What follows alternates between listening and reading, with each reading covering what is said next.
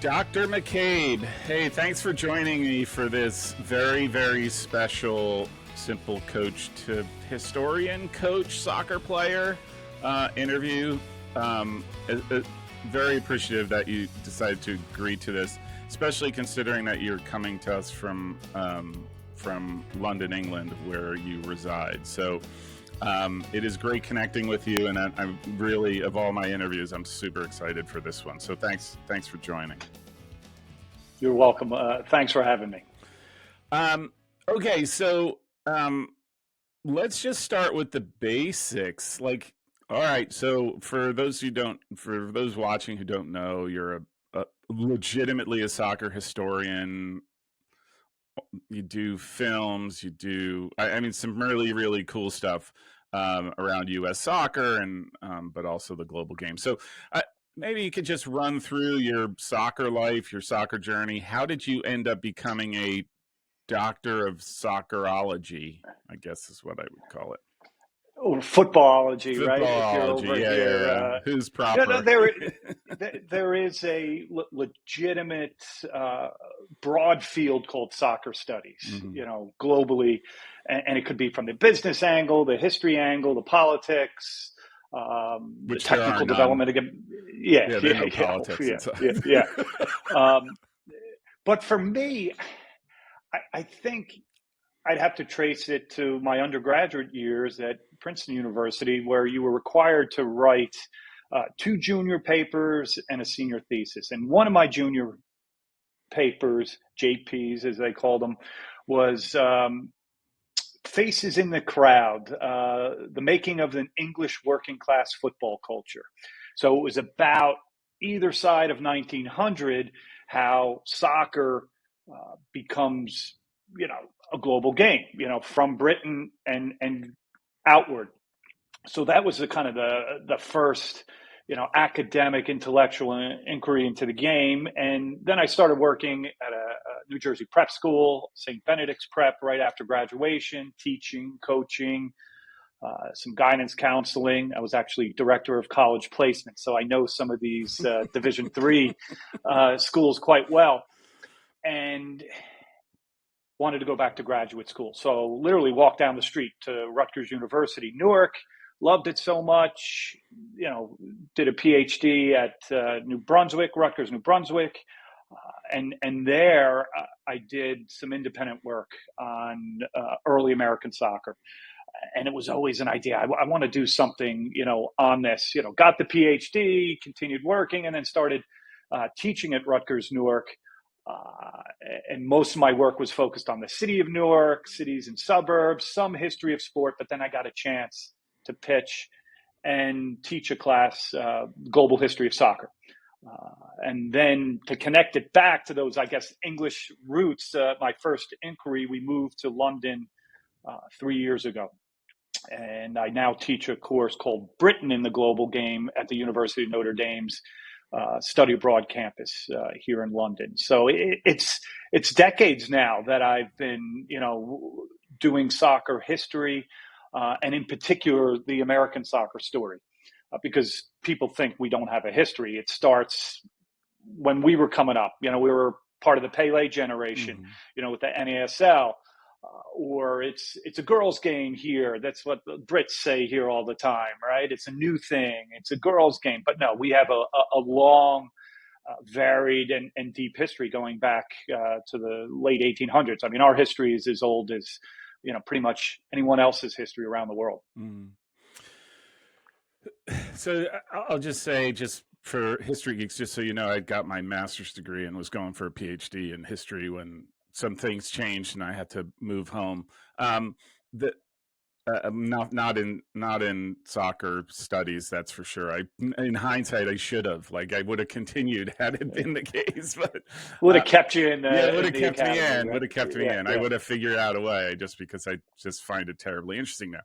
So I'll just, you do a lot of comparative stuff, right? I'm not. So you look at, obviously, England, the UK is sort of the fulcrum for everything soccer related in Europe, and probably, I'll just say, most of the world, right? I think there's probably that major influence with the empire and all that kind of stuff.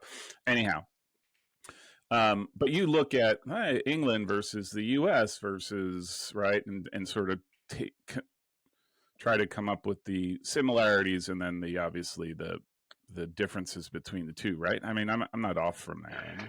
Yeah, especially early on. I Mm-hmm. mean, you look at the United States right now, we're still a nation of immigrants. Mm-hmm. All these soccer traditions are coming from all over the world, Mm-hmm. every region of the world, and finding their way to the United States. But that wasn't the case, back in the early days. It was very much, British, English, and Scottish in particular.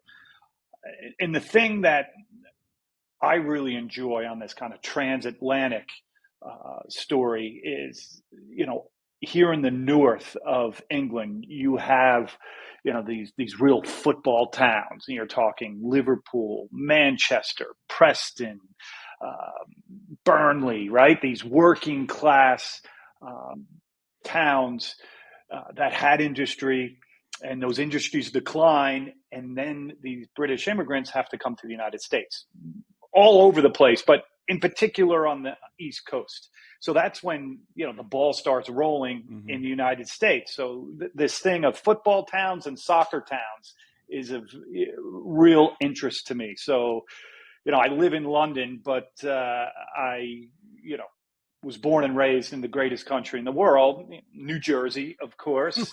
And some of my favorite soccer towns are in New Jersey. Yeah. When you're talking about Kearney, down by you, Trenton, Mm-hmm. Patterson, where you get this influx of British immigrants, working in particular in the textile industries, and they bring the game with them, and it kicks off from there. So yeah, I'd like to point out these soccer towns because they exist all over the country now, right? The United St. States is now Louis, a right? soccer Yeah, nation. yeah, Yeah, St. Louis, but even, yeah. I was talking to a friend, and he lives in Bentonville, Arkansas, Mm-hmm. and you wouldn't think, Bentonville, Arkansas is a soccer town, but it is. They're lobbying for a USL Yeah, franchise. yeah. There's a vibrant youth soccer scene.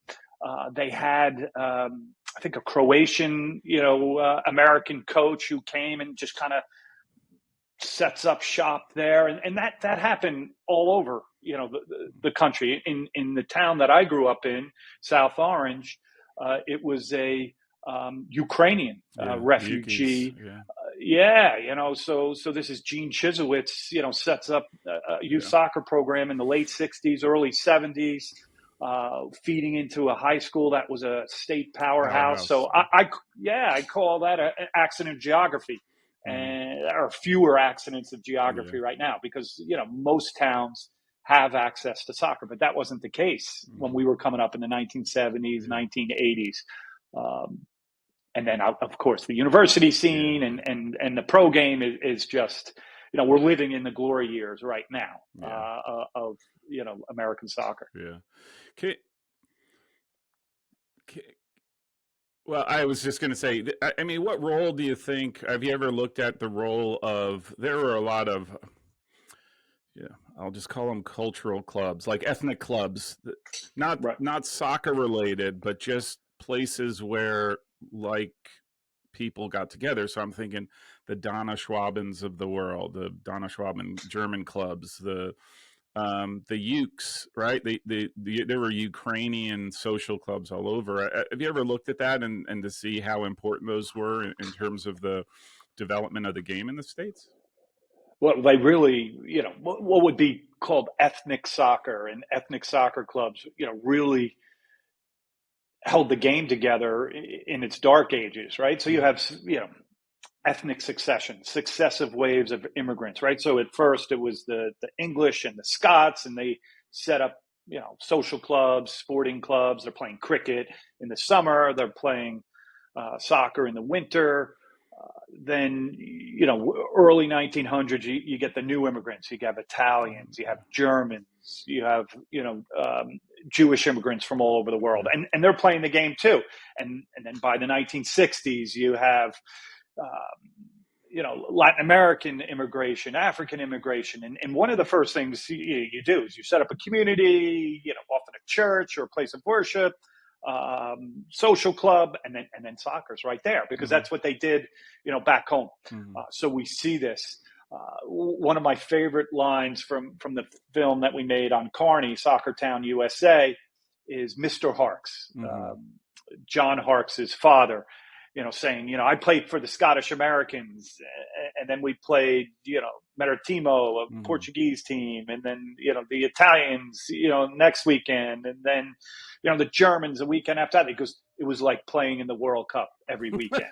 And it was, that's kind of Yeah. is. You have the pride of your home nation, the community you're living in, currently, and you're on American soil, but still doing, practicing, the things that are so important to your culture. And soccer is the most popular sporting cultural practice in the world Yeah. now, and it will probably continue to be so. So yeah, it's a way of expressing your culture, Yeah. your identity, and making your way in America. Where this might be a weird question, but where did and I think this is the impression, right? And I don't necessarily see that way. I think just studying history, you just realize like places are unique to themselves, right? Like you can't, while you can compare, it's kind of nice and it gives you some framework. But I think like what happens in England, what happens in Spain, like it's just different. What happens in Argentina, it's different because it's to that particular experience of those people.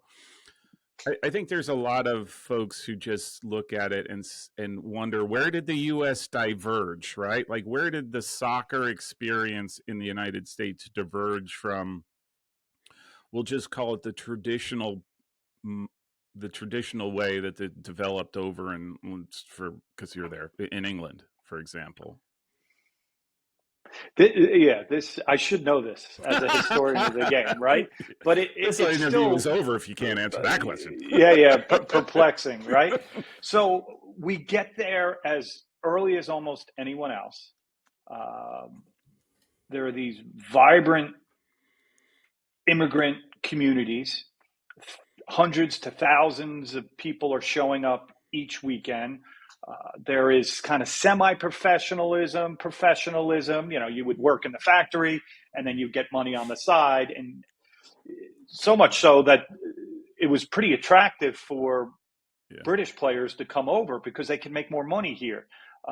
Because there was a minimum wage in the UK into the 1960s, footballing wise. So you could work in a factory or industrial job and then make money on the weekend. So these ingredients were there. We have an early failed example of a professional league. The baseball owners started one of the earliest professional leagues in the world, right? Mm-hmm. So the English Football League starts in 1888, and then in 1894 there is a professional league in the United States, right? So you're talking, they're playing at the Brooklyn Dodgers Stadium, they're playing where the Boston Red Sox are playing, so there's 8+ professional teams. How many? 8 Oh, plus, 8+. Okay, all right, yeah, yeah. yeah. And it lasts 17 days because they played like midday during the week. Everybody was at work. The Yeah. crowds were awful. So it was a Mm-hmm. failed attempt at professional soccer. But then the professional league pops up again in 1921, called the American Soccer League. And that's a vibrant, thriving league, so much so that we're rating British teams for players, right? So Mm-hmm. there's player movement, player mobility from England and Scotland to the United States. Alongside that, you have some naturalized, players and homegrown players, which stock the 1930 World Cup team. And we finished third. Yeah. Right? We lose to Yeah. Argentina in the Yeah. semifinals, 6-1. They kind of cheated. They beat up on us. We finished with less than 11, but a very good team with legitimate kind of either naturalized players or born and bred players. And then the Great Depression hits. So there's lack of investment. That American Soccer League collapses. So I think that's really one of those inflection points, right? Mm-hmm. It nosedives with the economy, and then the country doesn't really recover until the coming of World War II. Mm-hmm.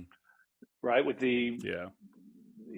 industry booming, making all the war material. Then Yeah. we're in the war. Then things kind of get back to normal in the 50s. So you have this big, almost like 20-year gap where it gets called the dark ages of American soccer, and then slowly but surely, with new immigration and then a focus on the youth, things start to come back. So it was very healthy early on and growing, and the possibilities were there. And then you have this middle period, this next 50 years or so, that it nosedives, and then kind of the 50 years that we've been around, it's another story. So I Mm-hmm. kind of see it in three parts. Yeah. That rise, fall, and rise again. Mm-hmm. And I mean, what after World War II was there just a? I don't mean this in a bad way, right? So was it just that folks had, you know, rightfully so, just tired of things of overseas and just sort of wanted to focus in on things that are just very Americana. I mean, baseball had a resurgence, and then you had the birth of American football. Well, the NFL years later, but like, was there's this? Hey, let's just be about ourselves and not focus in on. Would that Yeah, be there's accurate? definitely, it's been labeled a foreign game, Mm-hmm. game of immigrants. Now, we have to be uber patriotic, Yeah, play American games, but the game is very resilient in the yeah, United States. It's always surviving, always finding a way, and that's often with new influxes of immigration. mm-hmm. But one of the things I've yet to study, this is a hypothesis. Uh, you get hyphenated Americans, right? So maybe second generation German immigrant, or Swedish immigrant, right? They're leaving the city where the game is thriving in post-World War United States for the suburbs, Mm-hmm. and some of them are just assimilating and becoming more American, playing baseball, Mm-hmm. basketball, football. But then others are setting up soccer clubs sometime in the 1960s that aren't ethnic clubs, Mm-hmm. that are, for everybody. Yeah, You don't have community. to be a Yeah, member. yeah. Yeah. So I think that's the change. One of the great stories is the AYSO, right? Mm-hmm. The American Youth Soccer Association started out of a German immigrant, might have been second generation's garage in California. And at first it was the German American Youth Soccer Association. So they dropped the G, they dropped the German, and now it's, that's one of Mm-hmm. the most inclusive Oh yeah. soccer organizations in the country. I mean, that's how a lot of people get introduced to the game, whether it's as a parent or as a young kid. So that stuff starts to happen, and we've never looked back. Mm-hmm. It, we'll go into deeper about this because I'm really curious. Because you made a comment early on that you say that we're in a golden age of U.S. soccer. Um, could you dive into that a little bit? A little bit more, Sure. I because mean, I would argue that there are people who think this is quite possibly the worst time, which I right. don't understand. Maybe it's because, like you, I came back to this country in 1984, and it was a wasteland of soccer, right? Like there was nothing of anything going on. So anyhow, I'll let you go. Yeah. I mean, there is a segment of the U.S. soccer community, that is, these are the worst of times, right? But I mean, I would say they're among the best of times. We have the longest running pro league we've ever had. We have a different iteration of the women's league, but we have a women's league that wasn't even on the board. We have billions in investment. I think if you look at the participation numbers, they're dropping a little bit, but I think that's across youth sport. So there's something going on in youth sport that needs to be looked at. But on those kind of big metrics, in terms of the professional game, developing players, the TV numbers, maybe not MLS TV numbers, but we have more access to soccer on TV than I have over here. Right, I can watch games from 7 o'clock in the morning East Coast time all the way to midnight.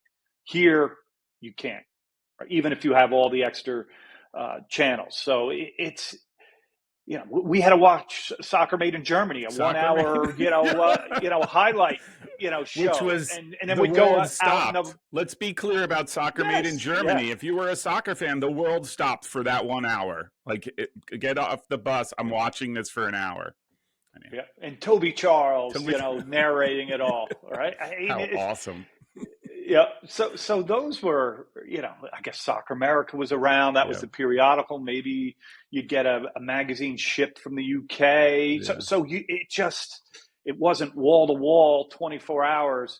Uh, YouTube, you can go and find your favorite player and try to mimic their moves. So it's just the access. I mean, I see, it is the best of times, but there have always been, and I guess there always will be, what I call the American soccer culture wars, right? So whatever that is, right? It's our national team isn't up to snuff, or we should have promotion and relegation, or My Major favorite. League Soccer is a cartel, right? I see that. You don't want to say fringe, Yeah. but that is on the margins of the game. But I think the main stream, it's good times. Yeah. Yeah. Can I ask you about that? Can, my understanding, I'll say across the board, I don't think it's. I think you've. I mean, Japan's a unique case because I think it's a lot like Major League Soccer and how they sort of develop their entire professional system. But I mean, how professional in the turn of the century, the 19th century, 19th, 20th century, like how many of the clubs that we know of today, right? Like that are, the Manchester United and Barcelona and Right. Real Madrid. How many of those clubs were actually what we would define as professional? Most of them. There's this big amateur professional debate in the UK in the 1870s and 1880s.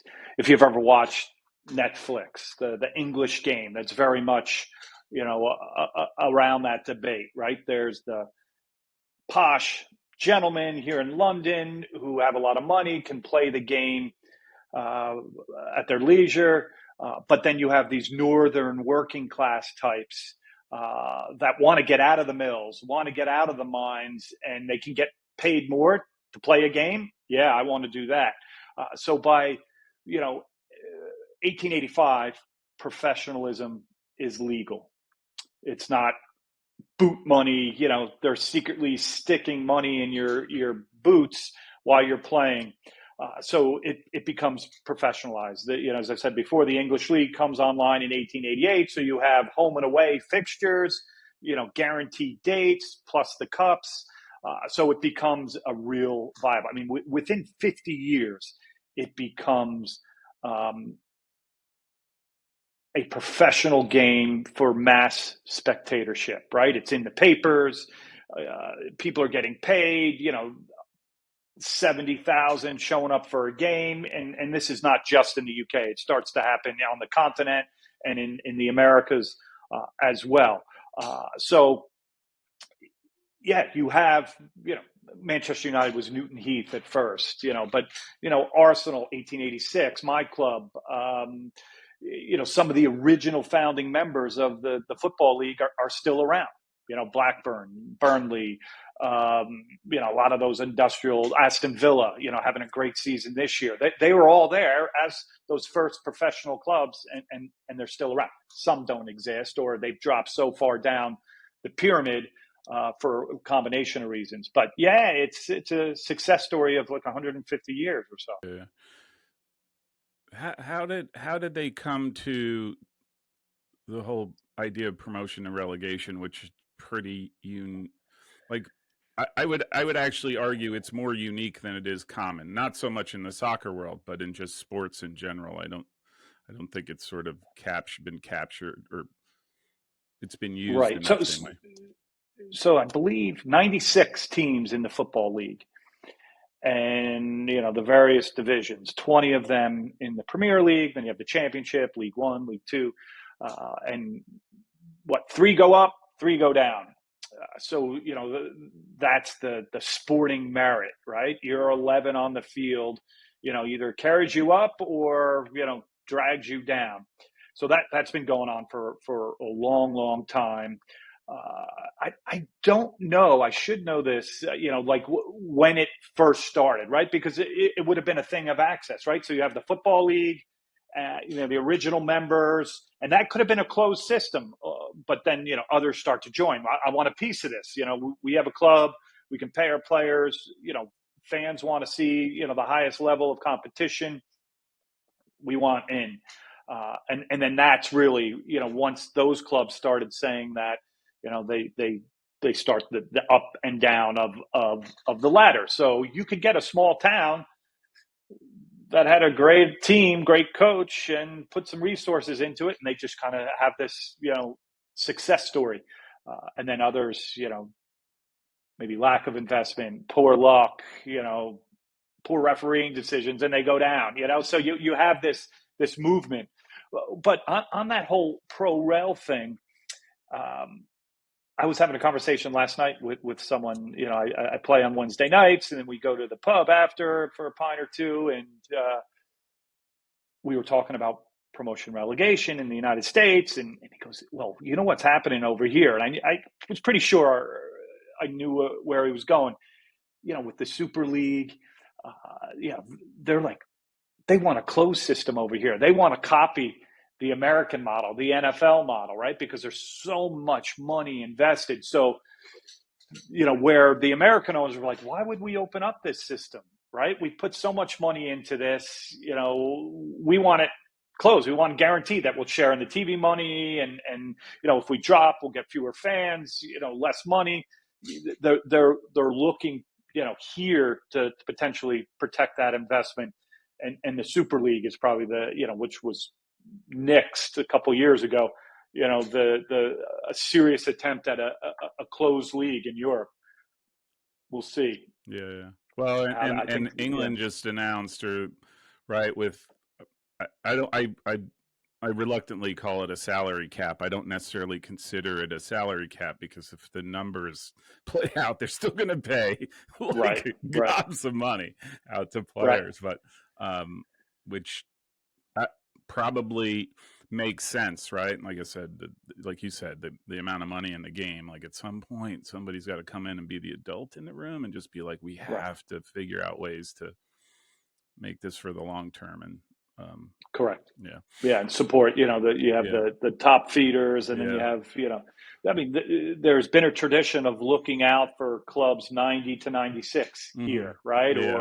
Or the clubs with the parachute payments that leave the Premier League, and they have to have a soft landing in the Championship. So all the players don't leave, the crowds go. That there's some cushion. Because it's rough. It is rough. You being there, do you see that, like a club that gets relegated, and it doesn't just necessarily have to be from the Premier League into the Championship? Do you visibly, I'll just say visibly, see the consequences of being relegated? Like people just stop showing up, and there's a drop in attendance and other revenues and stuff like that? Yeah, there's definitely, a drop in those two metrics. But he's still with that parachute payment, whether it's Southampton, Leeds. There's another club that they're all, battling now to get promoted. Leicester would be the other one. So Leicester's already back up. And then, Leeds will go into the playoffs. Southampton will go into the playoffs. So they have an advantage, kind of bounce back up. You have these yo-yo clubs that just go up and down, up and down. But and this one will probably resonate for the American audience. A really interesting story is Wrexham, up in North Wales. with Ryan Reynolds and Rob McElhenney, investing, and they've had two promotions, two Mm-hmm. seasons in a row. Which is unheard Yeah, of. which is Yeah. unheard of. Yeah. But they're benefiting from the Netflix series, Yeah. the famous Hollywood names, the town and the civic pride. That I just saw this morning that they're thinking of building a 55,000 seat stadium Yeah. for a seat for every resident Yeah. of Wrexham. Which, I mean, come on. I mean, it doesn't get more romantic than that, right? Your birthright is a A seat seat. at the what Just is it, think how many the people will racehorse ground. just think how many people will now move to Wrexham just because of Right, that, right? Like, hey, you have right, to build me right. another seat because I just moved. Yeah, yeah. Yeah. No, my wife would go just for a glimpse of Ryan Reynolds. Yeah. Yeah. Have you been? I'm just curious. I did. I actually was up there not this past fall, a year ago. They have a football film festival, and they asked to screen Soccer Town, Mm-hmm. USA, and Jesse Marsh was the other panelist because Oh he was wow. at Leeds at the Yeah. time. So we got to sit on the same panel. It was the first time he saw the film, and he, of course, played in Major League Soccer with Tab, Tony, and John, and came up during those World Cups of '90 and '94. So yeah, it was great to see him and talk about the film. Yeah, but from the university where that hosted the film festival, you could walk to the ground. It was just on the other side of the railroad tracks, and it was undergoing development. And it was just at that time that Reynolds and I think they had just bought the club, or maybe it was the beginning of their second season prior to the Netflix series. So yeah, you could and that's in my mind's eye. What it looked like then, and now where it's progressing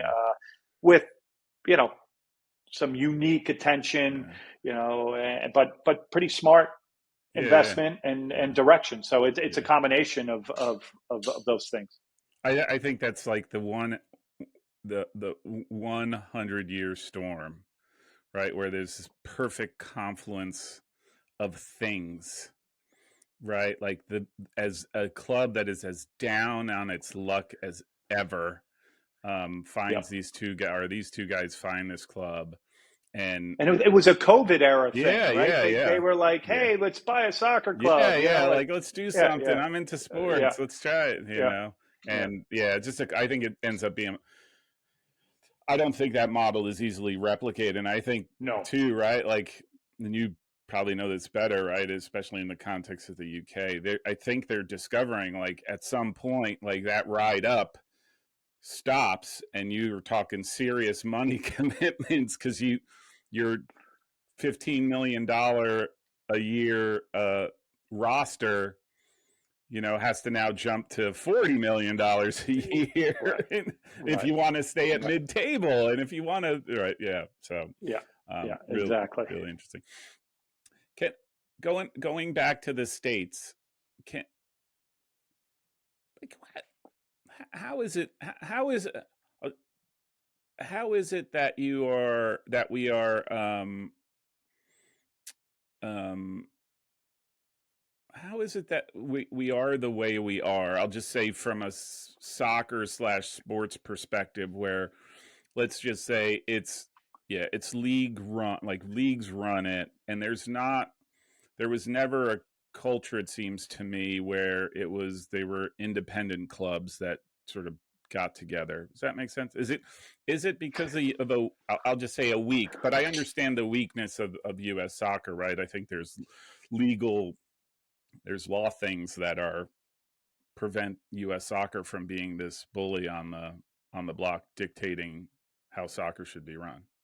I don't know if that makes sense. Yeah, I guess the two powers that be now are U.S. soccer and Major League Soccer, right? And there is kind of a power play between those two right now. But going back, to have a central entity that is kind of governing the game on the professional end, I think resulted in it's surviving as long as it did, over 25 years, right? Mhm. If you had all these independent clubs without, say the salary cap or, certain, roster rules, you would have gotten a model like, the NASL and the New York Cosmos, because one of the stories there, the Cosmos with the Warner's brothers money, were free spending, freewheeling. They're bringing in, the Yeah. Lionel Messis of the Yeah. day. I mean, Yeah. Pele, Messi, right? Yeah. Giorgio Canalia. Canaglia, Yeah. David Beckham, Okay. right? Yeah. So the other teams couldn't keep up. They were outspent, and then when they tried to open their purse strings, things started to unravel. I think that's an accurate but brief statement that runaway costs led to the decline of the NASL in 1984, 1985. And then, when you came back, you said reference to the States, it was a wasteland, right? That league had just shut down, and there's a lost generation or two before the coming of Major League Soccer. So I think Major League Soccer learned its lessons from the shutdown of the NASL and said, we're going to run this tight. And it almost didn't make it. Yeah. Yeah. Remember it contracted, Yeah. the two Florida teams, then, we're back and, almost 30 years later, you have a Florida team, Inter Miami, Yeah. drawing, 75,000, Yeah. 68,000 away because they want to see Lionel Messi, Mhm. Suarez Yeah. and Busquets Yeah. and, those types of aging stars. So there's some similarities between the NASL and Major League Soccer. But yeah, I'm not a businessman, right? But you can see the structures, Yeah. of the single entity, helping. Now people see it healthy, or they see maybe a lack of transparency, like, okay, how much money is in the kitty, how Mhm. much are you losing, how much are you making, and they want to open it up. Yeah. And they want to go to a European calendar. They want to, mimic what else is going around the world, which is longstanding, romantic, developing great players. So it's part of the those cultural worlds I mentioned before. Mhm. Uh, we're no longer guests at the feast of global soccer. Yeah. Right? Yeah. We are very much seated at the table, Yeah. seen as a great host of mega events. We have a vibrant league, men and women. Some of our officials are global officials. So yeah, I mean, I'd say, good times, but I Yeah. know not everybody agrees with me. Yeah. Yeah. Yeah. Um. What it. I'm a big culture guy, so I'm really intrigued by the idea. Is there, or has there ever been like this, aside from now? I think you could say that it's pretty broad based. Again, opinions vary, but I think it's broad based. You're going to have not only Major League Soccer fans, but you're going to have fans of in the EPL, just because of the access. Um, and La Liga and all those sorts of things. But was there in the past? Was there ever been this a broad-based soccer culture outside of these ethnic communities? Right, like I'm envisioning a map of the states, and you can see a pocket in North Jersey, right? Like there's this pocket of soccer enthusiasts, and then you go out. I'll say Cleveland. Cleveland. Here's another pocket of soccer enthusiasts, and St. Louis, and Right. was it any broader than that? Because I think access was a lot more limited, obviously, for in the past. But Yeah, this is one of the things that we followed up with Soccer Towns. We kind of pitched an idea of Soccer Towns hmm USA, and we were looking for this kind of geographic, soccer towns today as well as historic ones.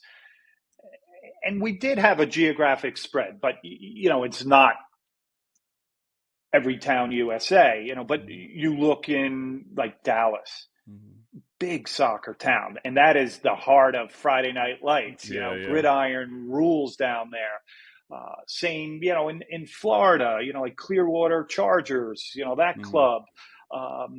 Tampa. Some of it's linked to the NSL, Mhm. and foreign players staying and making a life there and starting a club, coaching, spreading the gospel, if you will. And then, other towns or cities, maybe it happens a little more organically, right? You have people passing on the game from Mhm. one generation to the next. And I think that's where we are right now, right? Like, you pass the game on to your kids. Oh, I sure. passed it on to my kids. Mhm. Then they'll do the same thing. So I see it also as a generational story of a soccer culture or soccer cultures. Mhm. Uh, they can be varied, but as I tell my students, even if you don't know anything about the game or you don't like it, to study it, to maybe support a team, it's going to give you, kind of Esperanto, Yeah. this common language. Wherever you go in the world, Yeah. you can communicate Yeah. by saying a few words. If you're in Turkey, Galatasaray, right? And then Yeah. the cab driver will look up, or, I love doing that kind of stuff. Yeah. As I said, I'm big Arsenal, and you get in these black cabs here in North London, and it's unscientific, but there are a lot of black cab drivers who are Spurs fans. Yeah. So your traditional, well, they have red ones, they have black ones, they Yeah. have blue ones now, but your traditional, black cab. That everybody wants to take a ride in, along with the double deckers. They're Spurs fans, so I always have an interesting conversation Yeah. with them after I identify as Arsenal. Yeah. But I mean, we're headed there, and I think the difference between 1994, hosting the World Cup in 2026 is night and day, Okay. right? And that is, an interesting metric to say, okay, what was the soccer like, the culture like, in the 90s, versus the 2020s. Yeah. No No comparison. comparison. No. I actually thought like the World Cup was a novelty, and I remember talking heads on the on different programs saying like, yeah, this isn't going to pan out. Like they were, you're right. Like the World Cup here doesn't matter, and it turned out to be the most successful World Cup, I think, even to date. Right? Like I think Yeah. it's yeah. It, to, how how influential, okay, so this goes to, I say in my, one of the things I think about is in the UK how, you know, the sport is so big at every level, right? Towns basically survive based on the success or failure of their club. Like, have we have we ever been that way? Like, is there a historical precedent where to me it's always been like if a sport goes to a local government for support, right, there's some mutual benefit, right? Like the state, for as much as it gets, people get squashed the ideas, you know, hey, help us build a stadium and there's going to be benefits to the town, whether they're real or perceived, right? Like it just, have we ever had a relationship where towns are integral to the sport? I don't know if that made sense, but I think the one across time that has been consistent would be St. Louis. mm-hmm, They get there as early as anyone else. It first gets identified with, your English, Scottish, and Irish immigrant, then, second generation, third generation. And then it develops kind of what they call an American style, mm-hmm, this very aggressive, boot it down the field, mm-hmm, chase it. That style's there in the early 1900s. But what's cool there is a network of churches and schools supporting the game, right? So that was the hmm, infrastructure, the Catholic youth organization. So you were playing for St. Teresa's or mm-hmm, St. Bridget's and at the grade school level. And then you would, it's male dominated then. and then you'd go and play at Christian Brothers Mm-hmm. or the Schmetz, and then from there you would maybe play at St. Louis University. So when you look at that verticality, from youth all the way up to university and then professional after that across time, St. Louis is a special place, and you can just look at how they've responded to entering Major League Soccer a couple of years ago. I mean, great crowds, downtown location by the Gateway Arch. So yeah, that for me would would be marrying a soccer culture with the civic Yeah. boost Yeah. of a major American city. One of the characters that I'm finishing up my current book project with is Tom Cahill, and he's born in New York, raised in St. Louis, and then comes back to New Jersey. And he is, the first secretary of U.S. Soccer, and the secretary kind of ran the show. And Augie Bush of the Beer family Yeah. wanted him to get involved in baseball. Remember, you had St. Louis Cardinals, and they were involved in the baseball there. He was trying to convince Tom, and Tom responds, Augie, no, soccer is going to be the future of the United States. And he said this in like early 1900s, Mm-hmm. and maybe he was thinking way, way, way into the Yeah. future, but. Yeah, I mean, St. Louis is a really important one, and then you have these hotbeds, Southern California, Yeah. North Texas, Florida, New Jersey, New York, Chicago, right? Often centered around big urban, Yeah. um, you know, populations, that have these immigrant traditions, and then Mm-hmm. sometimes it just goes local. Mm-hmm. Yeah. Um,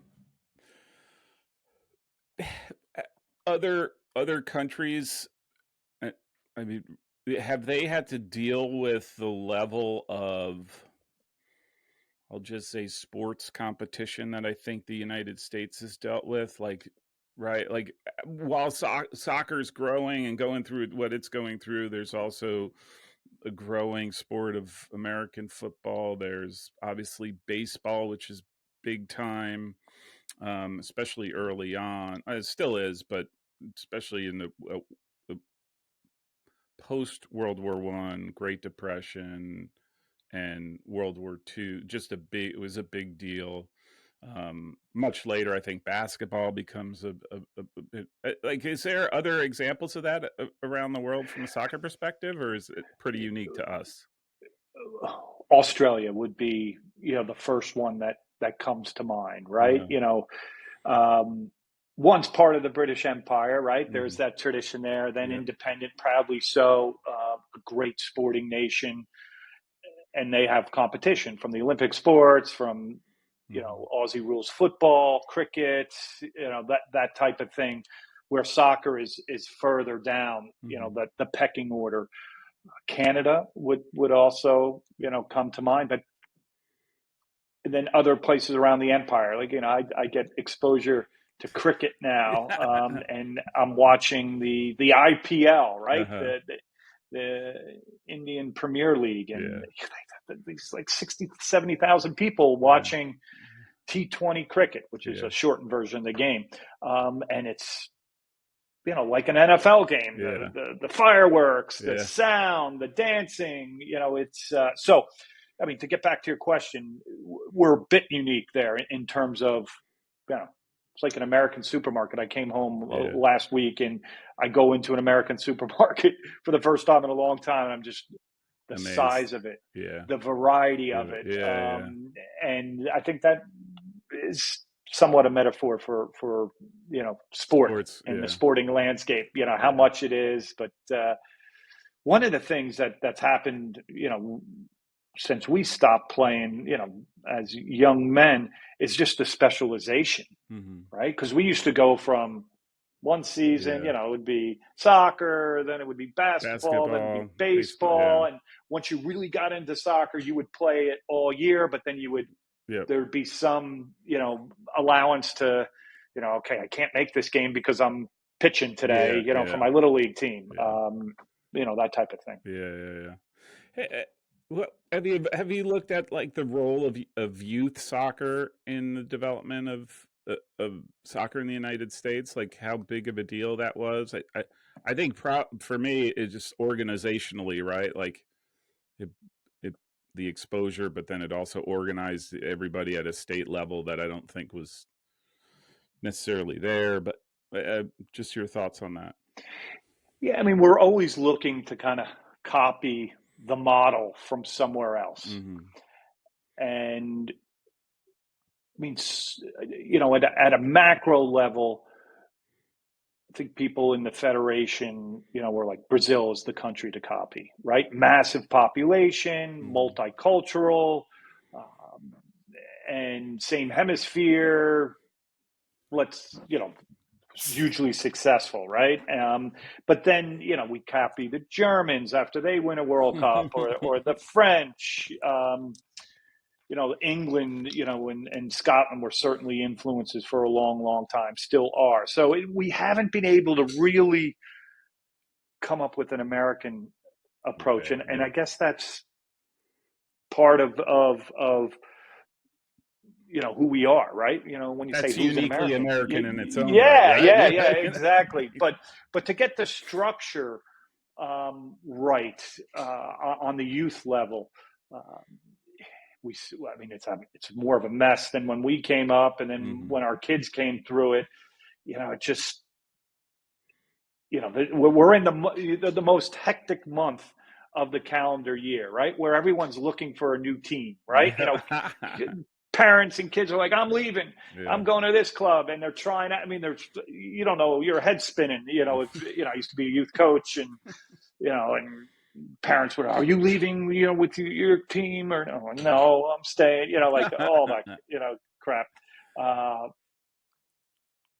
but yeah, the youth, the history of youth development is interesting. I've done a little reading, a little thinking on it, but basically it was okay. There were older teams, and then you have the reserve team, and then you have the juniors. But it wasn't going all the way down to Mm-hmm. like U8, Yeah. U7. I mean, that kind of comes with the AYSO, which we Yeah. mentioned already, and then the local clubs, and then them just moving the age group bracket down. So the good news is you can play organized soccer at 5, 6 years old, all the way up, right? Yeah. Yeah, But the that's the bad news theory. is there's a drop off. Yeah. There's a drop Yeah. off at a certain age, Yeah. probably when you hit high school, right? Those Yeah. Yeah. numbers, Yeah. start to. Well, I also think like this is my latest theory. I'm not sure how valid it is, but I've been thinking about it. Is I think you, I think it doesn't matter the level. I think everyone, including parents, are thinking of their soccer experience wherever they are as this stepping stone to a better soccer experience, so that Johnny or Janie is going to be so much better and then have to almost get promoted to another place that's better and better and better. Right.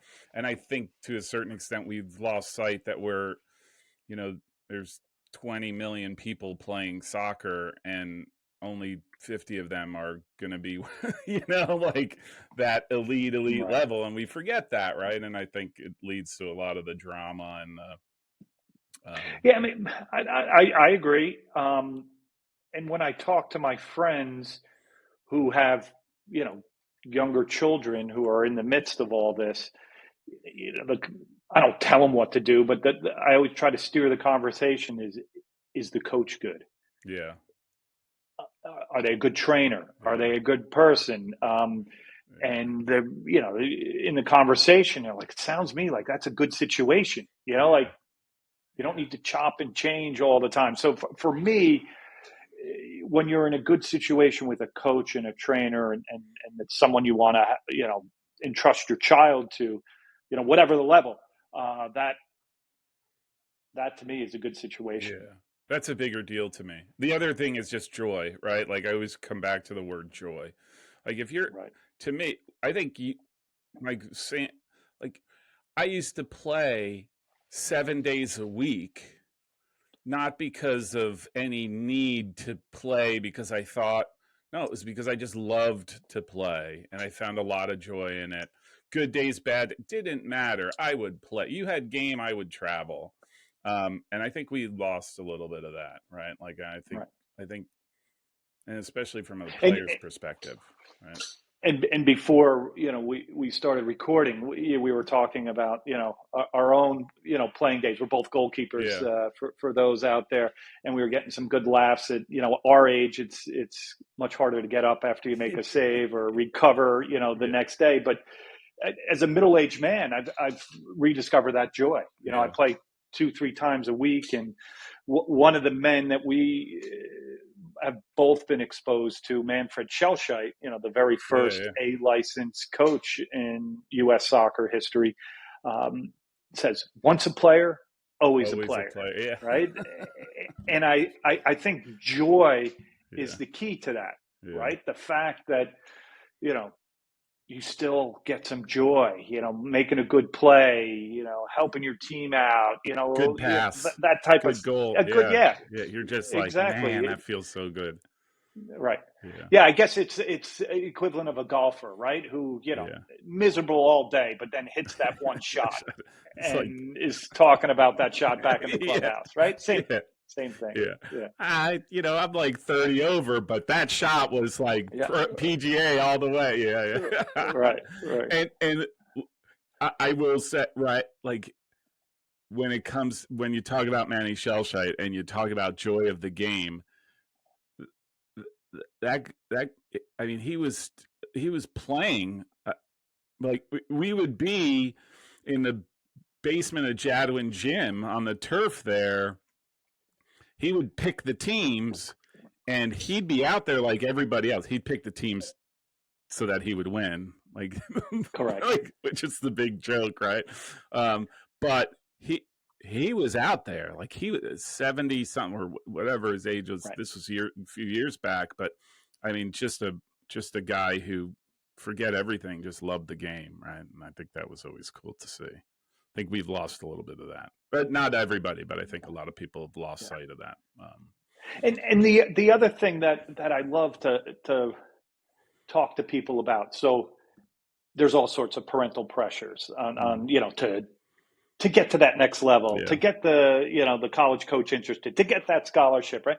So I like to kind of fast forward to when your kid is 30 years old, maybe with a child of their own, and you go to a game together, yeah, wherever. It could be at the university that yeah, they went to, it could be a professional game, World Cup game. And when you're sitting there, is it going to be like kind of positive, yeah, yeah, this is the game you gave to me, this is the game yeah, you supported me at, yeah, or is there going to be too much scar tissue and it's going to yeah. bring up all those so I think that's a modest goal, but not Very true. always easy to achieve, Yeah, because yeah, yeah, we're parents, we want what's yeah, best for our kids, yeah, and when to push, when to support, all those yeah, types of yeah, things. yeah, yeah. No, that's very true. That's very true. That's a great point. Like at some point, is it going to be another one of the laundry list of animosities or right? Like, oh, this game, I hate it. Yeah, Why are yeah, we going yeah. to this game? Right? Or is it going to Right. be like, this is so cool and it's great hanging Yeah, I out get to and I hang out with hand the my kid? Yeah, parents, yeah, yeah, yeah, yeah, yeah, yeah. yeah. Very, very true. Um, what in your studies and your writing and your films, um like, is there anything that surprised you about the uniqueness of American soccer over its history? Yeah, the first thing is that we have as long a history as anyone else, pretty much. I mean, Hmm. so we're told we have no history and Hmm. that we have to apologize for our Yeah, lack of history. But we've won more women's World Cups than anyone else, if that's a metric. We finished third in the first World Cup in 1930. Um, we fill stadiums. We have all sorts of participants. So it has been a story of success, but it's also been a story of dark periods, yeah, and yeah, it's not the dominant sport. I'm not saying that it is, but I think the surprise, would be that we have as old in history. And in my own personal kind of quest, I mean, there was this organization, called the American Football Association, which was modeled after, the Football Association of England and the Scottish Football Association. And if I said to you, the oldest soccer cup competition in the United States, what year did it start? That was the U.S. Open Cup. I think it was 19. What is it? 1912, 10, 13. I can't remember. 1913, 14 Yeah. would be the first U.S. Open Cup. But the American Football Association Cup first season was 1884, 1885, right? Won by a team in Kearney. It was one of these factory teams called Clark Thread Company. So that cup, which was made by Tiffany and Company in Newark, still exists.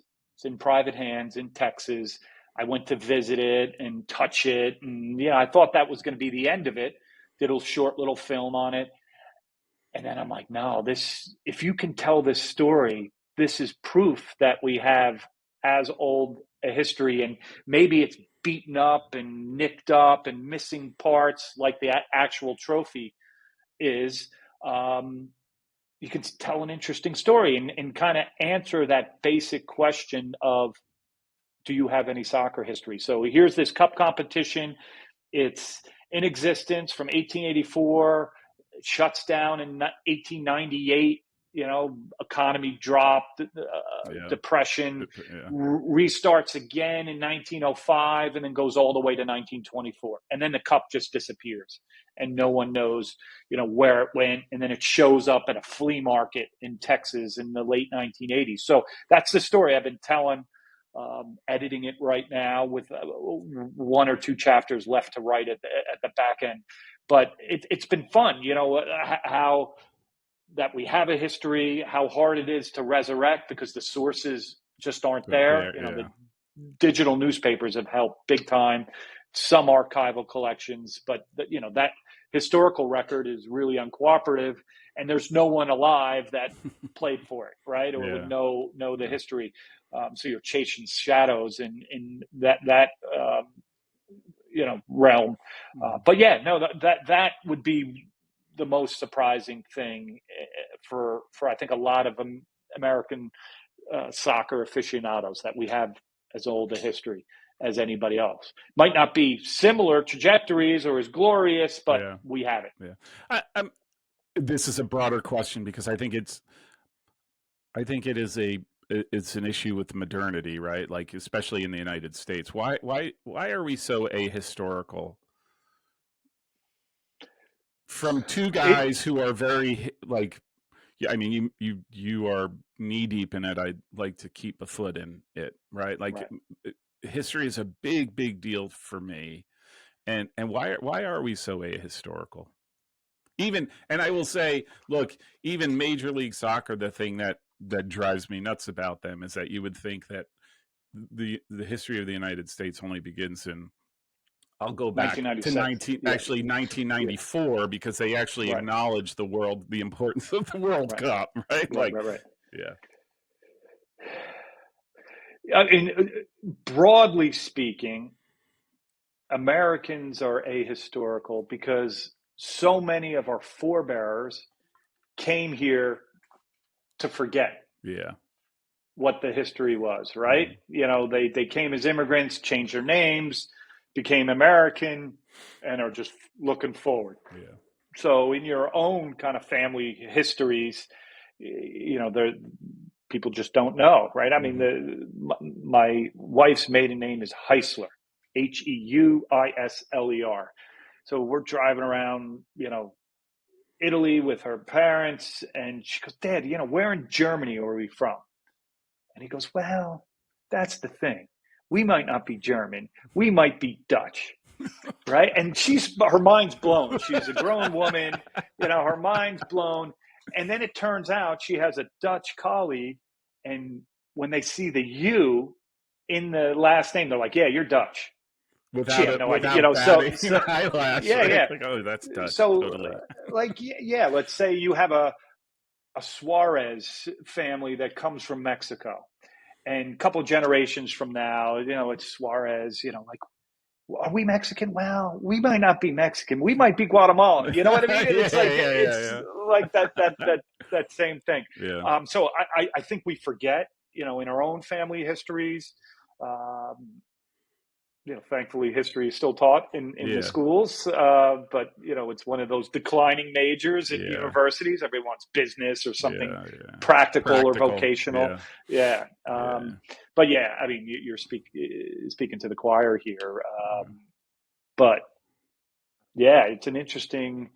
Where other cultures are so proud of their history and yeah. their, citizenry, knows it inside and out. Yeah, I don't want to sound like the grumpy old guy in the room, but more understanding of our history or Yeah. civics, I think that would be well served. I just think, again, and choir, right? Here we are. I just think there is no better way to understand today than it is to understand the past and sort of where you come from. Whether that's soccer, whether that's politics, whatever it is, the subject, you are the first place I always go to. And maybe this is my training, right? And like, I don't form opinions just because I emotionally feel like, oh, this is a good thing, this is a bad thing, right? Like, I don't. I'm like, oh, okay. So what's the topic? Okay, let me go look and do some reading before I come up. And I think that's just the Right. historical tradition that I come up through, right?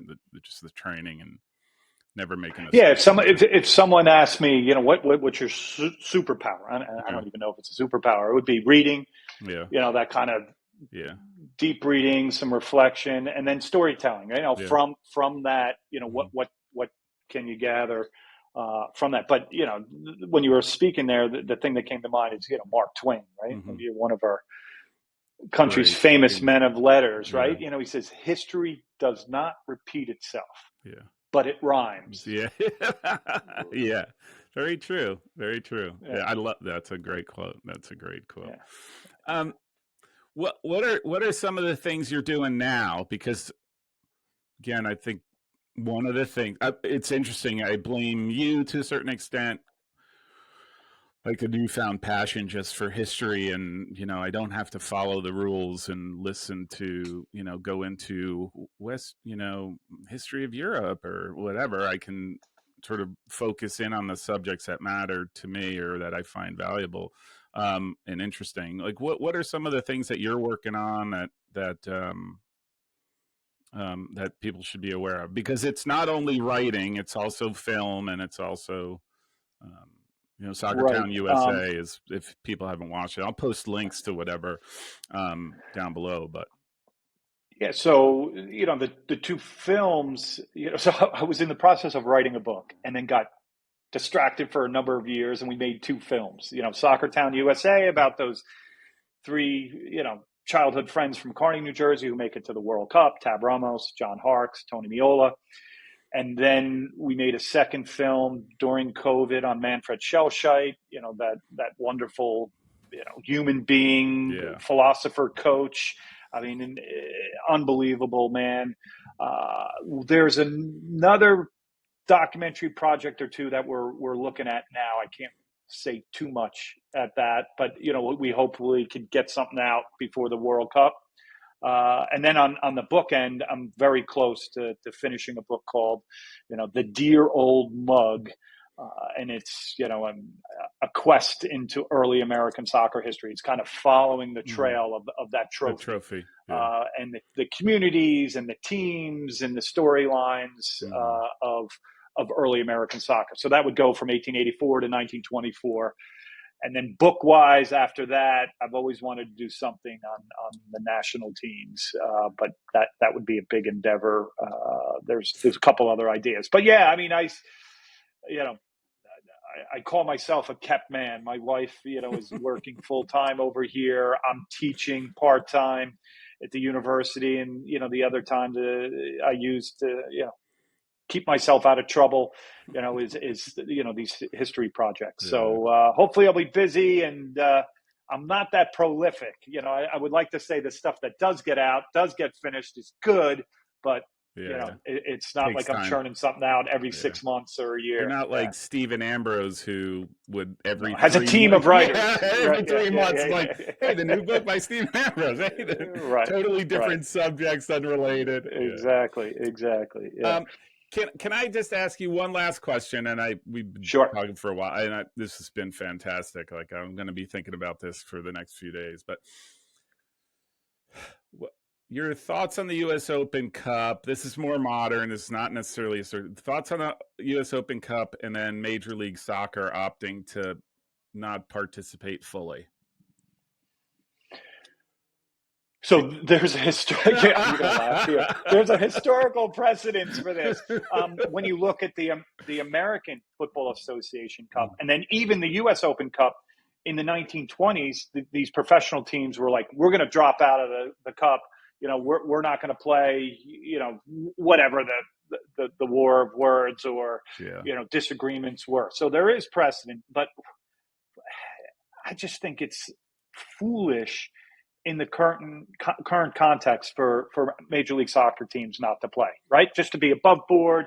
We're going to put teams in. We're going to try to put as full a strength a team as we can muster, knowing that you're going to put some young guys in and some reserves in. Yeah, when I started reading about that, I was just shaking my head. But Talk on a about selfish end, ahistorical.